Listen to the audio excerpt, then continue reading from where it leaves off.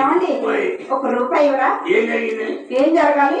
ఏం లాభం వచ్చింది? ఏం లాభం రావాలి? అమ్మకి ఎంట్రన్స్ లో 10 రూపీస్ ఇచ్చాను. అయితే నాకు 100 రూపీస్ ఇవ్వు. అమ్మకి 10, నీకు 100. అసలు అమ్మ సర్వీస్ ఎంత, నీ సర్వీస్ ఎంత? అసలు సొమ్ము సొమ్ము సొమ్ము ఏం చేసుకుంటారు మీరు? కాఫీ తాగుతానండి. కాఫీ తాగుతా. కాఫీ తాగడానికి సొమ్ము ఎందుకు? ఏదైనా కాకా వాడు చూసుకొని ఖాతా పెట్టుకోపో. ఏమండి ఆడపిల్లని, పైగా చిన్న పిల్లని నాకెవరు ఇస్తారు? అప్ప అయ్యో, నీకు ఇంకా వ్యాపారంలో అది దొరకలేదే. ఏంటది? పట్టు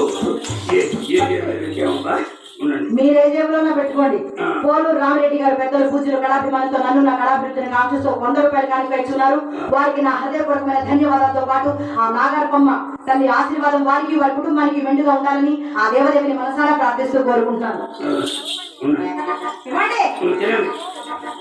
తినండి. ఇవ్వండి. తింటాం. తినండి.